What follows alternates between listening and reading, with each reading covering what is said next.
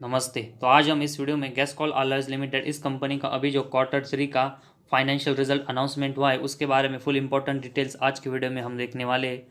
तो इस कंपनी के जो क्वार्टर 3 के नंबर्स अभी अनाउंसमेंट हुए उसके जो सभी नंबर्स है ईपीएस को छोड़कर वो कंपनी ने लैक्स में मेंशन किए, तो उसको हम करोड़ में कन्वर्ट करके देखेंगे ताकि हमें क्वार्टर रिजल्ट समझने में एकदम आसानी हो।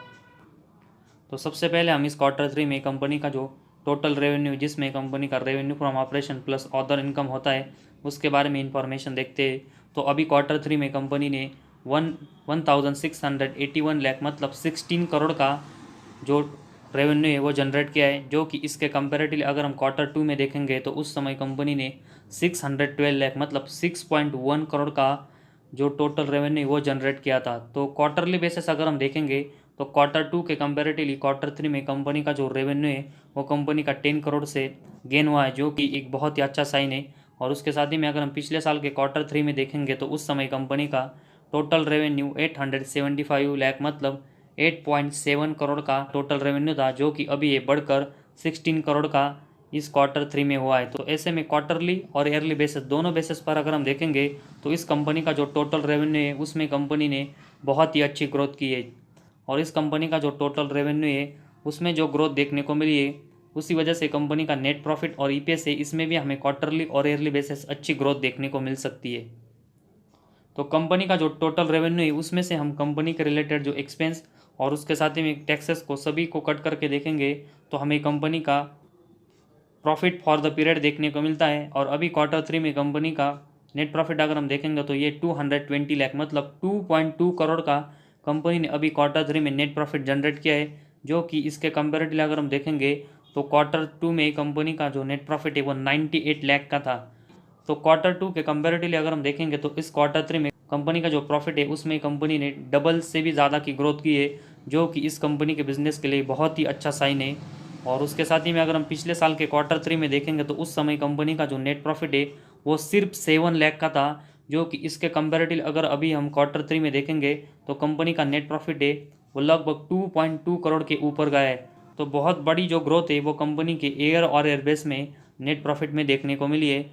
तो कंपनी का जो टोटल रेवेन्यू है जो क्वार्टरली और ईयरली बेसिस गेन हुआ था, उसी तरह अगर हम देखेंगे तो कंपनी ने अपने नेट प्रॉफिट में क्वार्टरली और ईयरली बेसिस दोनों में बहुत ही अच्छी ग्रोथ की है, जो कि कंपनी के परफॉर्मेंस के लिए एक बहुत ही अच्छा साइन है।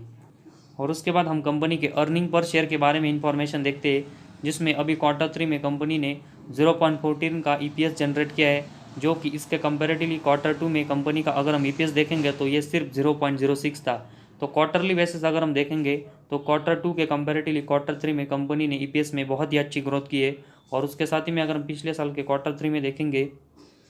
तो उस समय कंपनी का जो ईपीएस है वो ज़ीरो था। कोई ईपीएस कंपनी ने पिछले साल के क्वार्टर 3 में जनरेट नहीं किया था, जो कि इसके कंपेरेटिवली अभी क्वार्टर 3 में कंपनी का जो ईपीएस है वो 0.14 हुआ है। तो इस कंपनी का ईपीएस में भी कंपनी क्वार्टरली और ईयरली बेसिस बहुत ही अच्छी ग्रोथ है वो इस क्वार्टर 3 में कर रही है। तो ओवरऑल कंपनी का अभी हमने क्वार्टर 3 का जो फाइनेंशियल रिजल्ट देखा है उसमें कंपनी ने अपने रेवेन्यू में क्वार्टरली और ईयरली बेसिस बहुत ही अच्छी ग्रोथ की है। इस वजह से कंपनी का नेट प्रॉफिट और ईपीएस है इसमें भी कंपनी ने बहुत ही अच्छी ग्रोथ की है। तो ओवरऑल कंपनी का क्वार्टर 3 का जो फाइनेंशियल रिजल्ट अनाउंसमेंट हुआ है उसमें कंपनी ने सभी सेगमेंट में बहुत ही अच्छी परफॉर्मेंस है वो इस क्वार्टर 3 में जनरेट किए, जो कि कंपनी के आने वाले परफॉर्मेंस के लिए और बिजनेस के लिए एक बहुत ही अच्छा साइन है। और इस कंपनी का अभी जो क्वार्टर 3 में सभी सेगमेंट में कंपनी ने ग्रोथ की, उसकी वजह से हम इस कंपनी में अपनी जो इन्वेस्टमेंट है उसको थोड़ा और बढ़ा सकते हैं। लेकिन अभी भी बहुत ज़्यादा इन्वेस्टमेंट इस कंपनी में हम नहीं कर सकते, क्योंकि इस कंपनी का जो शेयर है वो अभी भी पेनी है और कंपनी का सिर्फ एक क्वार्टर में परफॉर्मेंस इंप्रूव होने की वजह से हम किसी भी कंपनी में ब्लाइंडली ज़्यादा इन्वेस्टमेंट नहीं कर सकते। कंपनी को कंसिस्टेंट क्वार्टर टू क्वार्टर और उसके साथ ही में ईयर और ईयर बेसिस परफॉर्मेंस है वो कंसिस्टेंट 3 से लेकर 4 साल में ग्रोथ करने पड़ेंगे, तभी हम इस कंपनी में एक लॉन्ग टर्म के नज़र से ज़्यादा इन्वेस्टमेंट के बारे में सोचेंगे। लेकिन अभी कंपनी ने एक जो क्वार्टरली ग्रोथ की उसकी वजह से एक छोटी इन्वेस्टमेंट हम इस कंपनी में